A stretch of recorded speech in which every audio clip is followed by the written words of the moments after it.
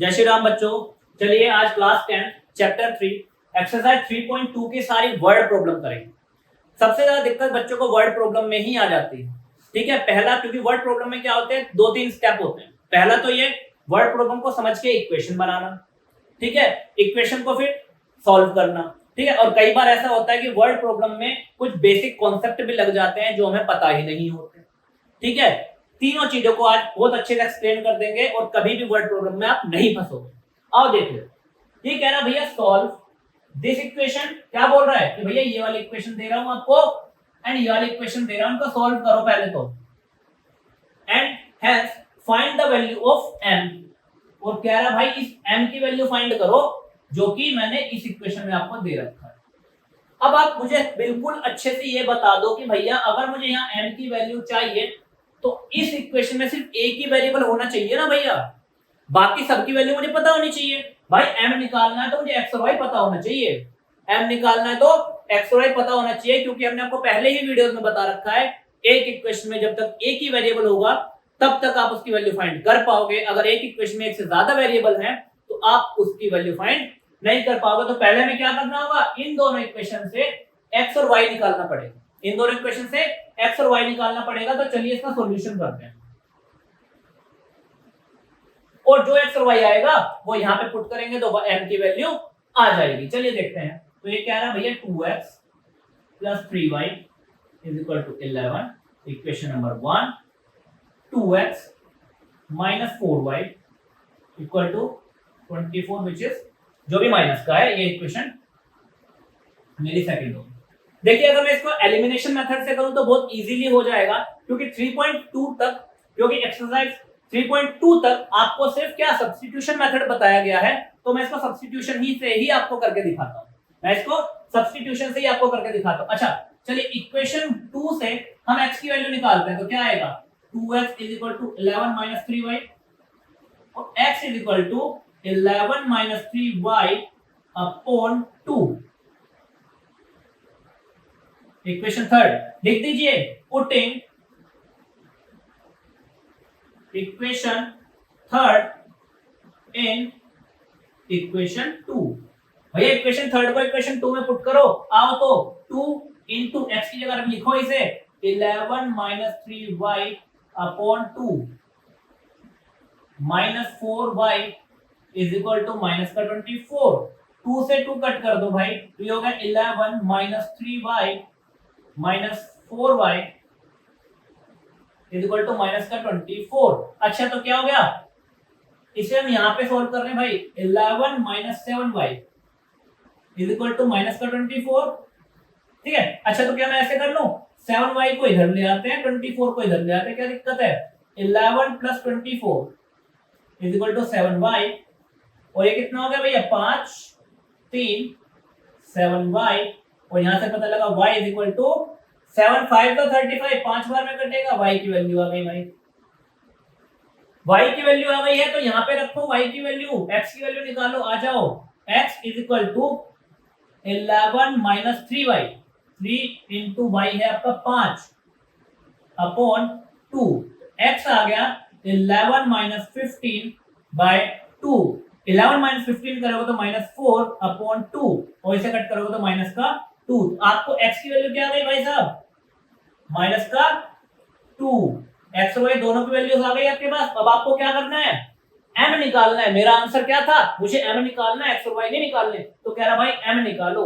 भाई m निकालने के लिए क्या कीजिए, पुटिंग, क्या कर दीजिए, putting x is equal to minus 2 and y is equal to 5 in, कहां पे पुट करना है, इसमें y is equal to mx plus 3 में पुट करना है। तो y की जगह 5 रखा is equal to m, x की जगह माइनस का 2 रखा और प्लस 3, इस 3 को इधर ले जाइए, 5 माइनस 3 कितना हुआ, 2 आ गया, m इंटू माइनस का 2। ठीक है, तो यहां से m कितना आ गया, 2 अपॉन माइनस का 2 और कट करोगे तो m कितना आ जाएगा,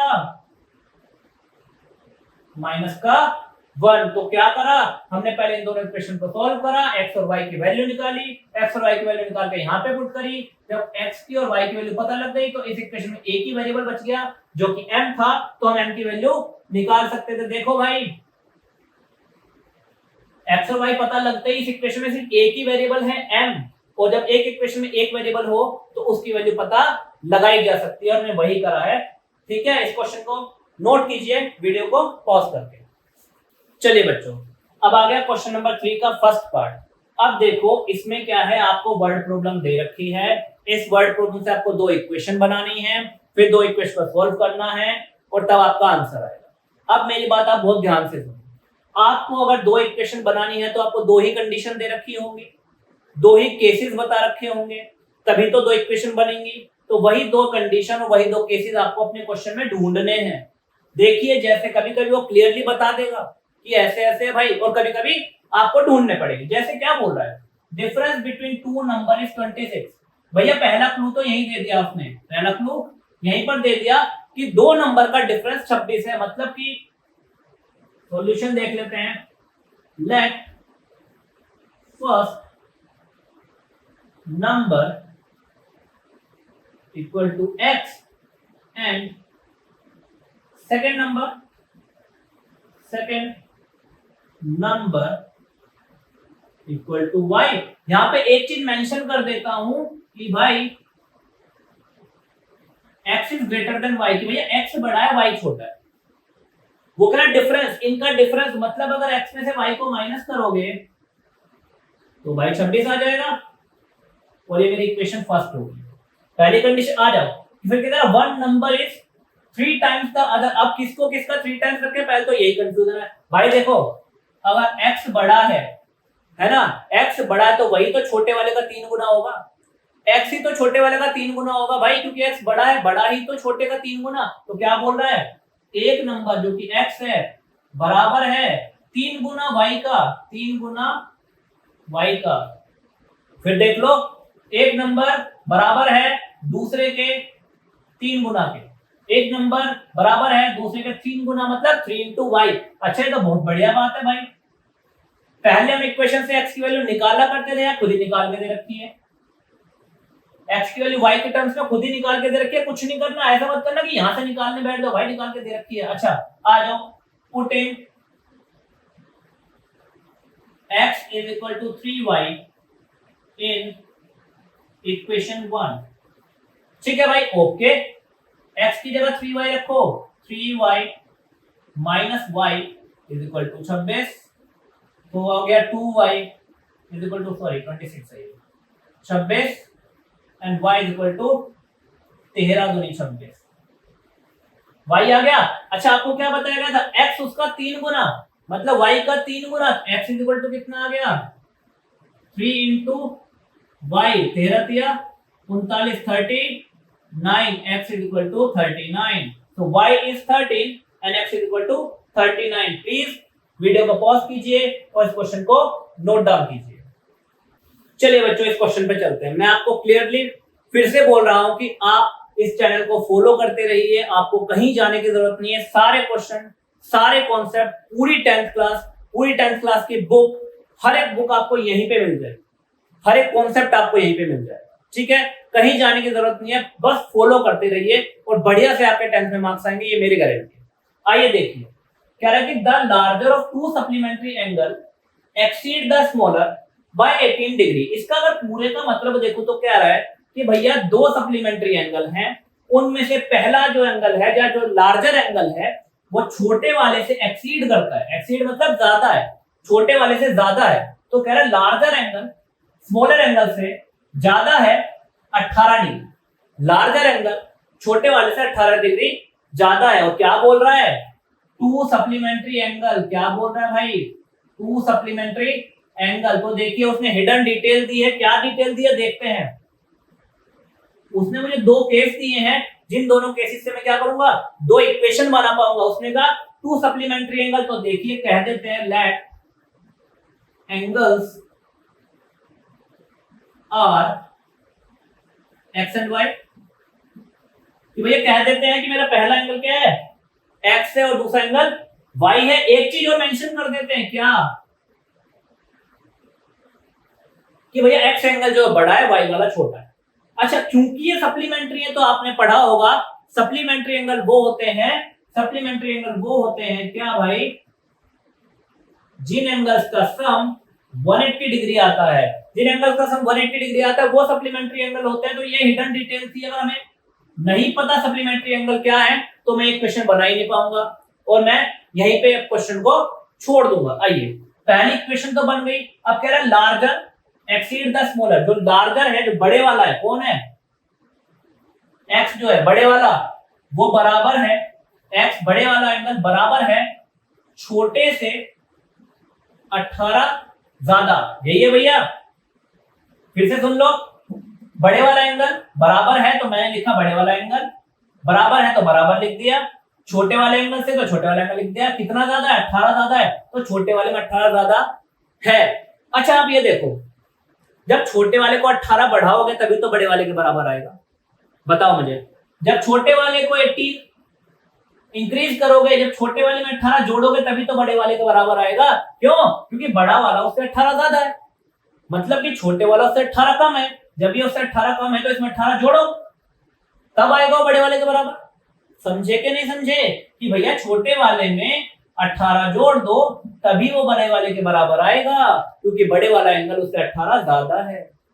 समझे कि नहीं समझे मेरी बात? ये सेकंड इक्वेशन हो गई। भैया सब्स्टिट्यूशन से निकालना है तो देखो x की वैल्यू मुझे यहां से निकालने की जरूरत नहीं है, खुद ही दे रखी है। x की वैल्यू y की टर्म्स में दे रखी है भैया, मुझे निकालनी नहीं है। तो सेकंड इक्वेशन तो देखिए, पुटिंग क्या करेंगे, putting x is equal to y plus 18 in equation 1। लिख दीजिए x की जगह y प्लस 18 लिखो, x की जगह y plus 18 plus y is equal to 180। समझ में आ रहा है भाई? यहाँ पे लिखा x की जगह y plus 18 plus y plus 18 plus y plus y 2y plus 18 is equal to 180। यहां से आ गया 2y is equal to 180 minus 18। अच्छा, 180 में से 18 गया तो पहले तो 180 में से 10 माइनस कर दो 170, और फिर 8 और माइनस कर दो 162 आ जाएगा भैया। तो 2y इज इक्वल टू 162, तो y कितना आ गया 162 बाय 2, तो हो गया 81। y आ गया भाई, y आ गया। x की वैल्यू निकाल दीजिए, x की वैल्यू, x कितना था? y से 18 ज्यादा, तो x कितना था? y से 18 ज्यादा। ऐड कर लो भाई, 8 और 1 9, और 8 और 1 9 99। तो देखो भाई, एक एंगल आपका था 81 और दूसरा एंगल था आपका 99। समझे मेरी बात आप लोग? ठीक है भाई, वर्ड प्रॉब्लम समझ में आ रही है ना? इक्वेशन फ्रेम करनी आ रही है ना? इजी इक्वेशन फ्रेम होती है, आराम से आंसर निकल जाता है। वीडियो को पॉज करके इस इक्वेशन को नोट डाउन कीजिए, इस क्वेश्चन को नोट डाउन कीजिए। चलिए बच्चों, थर्ड क्वेश्चन पे चलते हैं। क्या रहा भैया, the coach of cricket team buy 7 bat 6 ball for 3800 rupees. Later उसके बाद उसने 3 बैट और 5 बॉल खरीदे इतने रुपए के। तो कह रहा है find the cost of each bat and each ball. तो भैया एक बैट और एक बॉल की क्या कीमत होगी? तो चलो ठीक है भैया, सॉल्यूशन पे शुरू करते हैं। तो भाई एक बैट और एक बॉल की कॉस्ट पता करनी है ना, तो मैं मान लेता हूं cost of 1 bat is equal to x है, और भाई कॉस्ट ऑफ 1 बॉल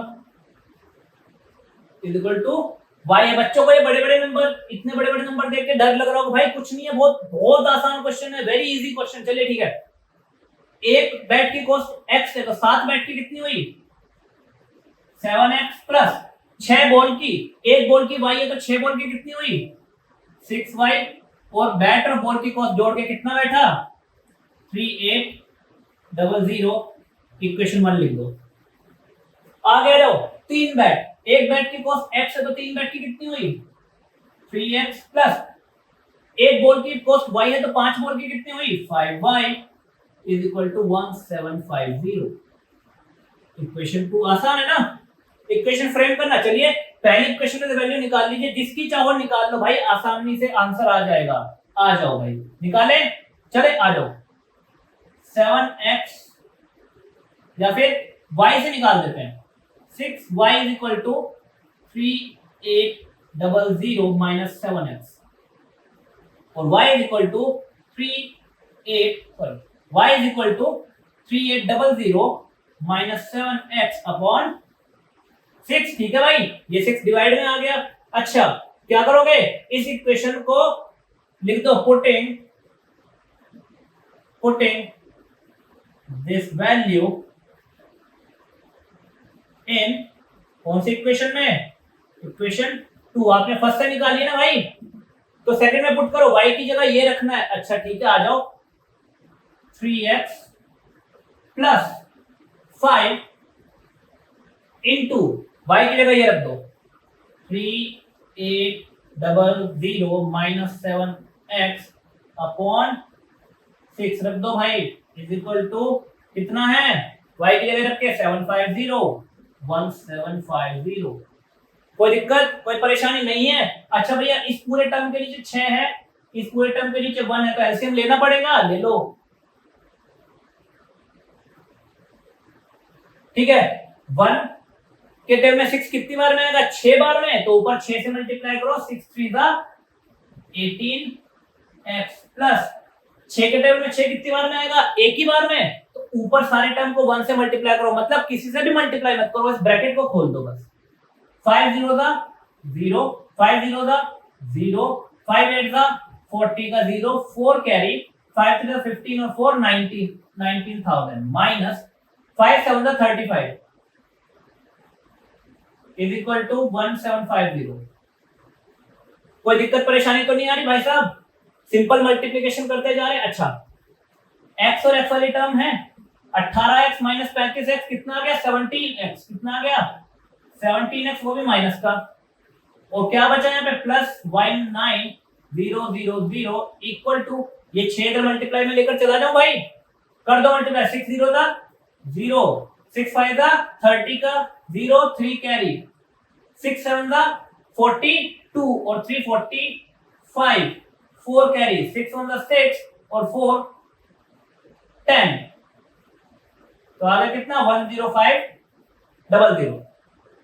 ठीक है, यहां से क्या निकालना है, x की वैल्यू, भाई देखो ये माइनस का है ना, तो भाई इस माइनस के को इधर ले आओ और भैया को इधर लेकर चले जाओ, तो हमारे पास क्या बचा कि भाई 19,000 में से माइनस करो 10500 इज इक्वल टू 17x।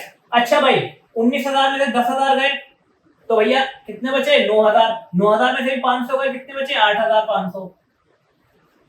ये माइनस में अपने तरीके से कर रहा हूं भाई, आप चाहो तो बच्चों वाले तरीके से भी कर देना। और यहाँ से x की वैल्यू कितनी आ गई, यहाँ करते हैं या फिर यहाँ कर लेते हैं, यहाँ से x कितना आ गया 8500 अपॉन 17, टेबल आते हैं तो कितना होगा 17 5 का 85 होता है और 0 0।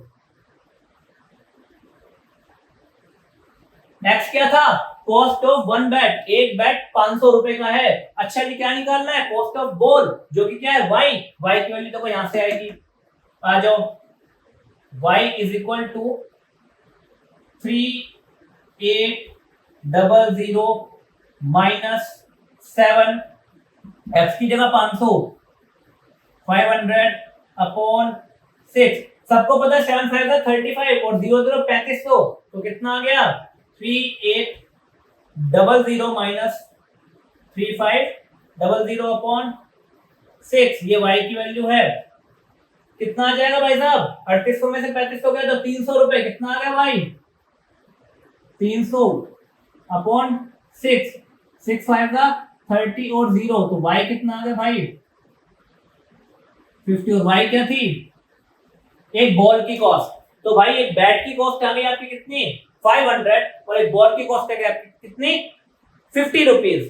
क्वेश्चन इजी है, प्लीज इसको नोट डाउन कीजिए। ठीक है, वीडियो को पॉज करो। बच्चों, यह था इस वीडियो का फर्स्ट पार्ट, जिसमें आपको कुछ वर्ड प्रॉब्लम कराई गई है। बाकी बची हुई 3.2 एक्सरसाइज की बाकी बची हुई वर्ड प्रॉब्लम आपको नेक्स्ट वीडियो में पार्ट 2 में मिल जाएंगी। इस चैनल को सब्सक्राइब कर लीजिए, वीडियो को शेयर कीजिए और वीडियो को लाइक कर दीजिए। और प्लीज अगर आपको अच्छा लग रहा है, समझ में आ रहा है पढ़ाया हुआ, तो प्लीज मुझे कमेंट करके जरूर बताइए कि हाँ सर आप सही पढ़ा रहे हो, हमें समझ में आ रहा है। ठीक है, आपके कमेंट से मुझे पता लगेगा कि हाँ मेरा टीचिंग मेथड बढ़िया है भाई। ठीक है, और आपको इजीली समझ में आ रहा है। आपको समझाना ही मेरा काम है। ठीक है, तो वीडियो को शेयर कीजिए और चैनल को सब्सक्राइब कर दीजिए। जय श्री राम।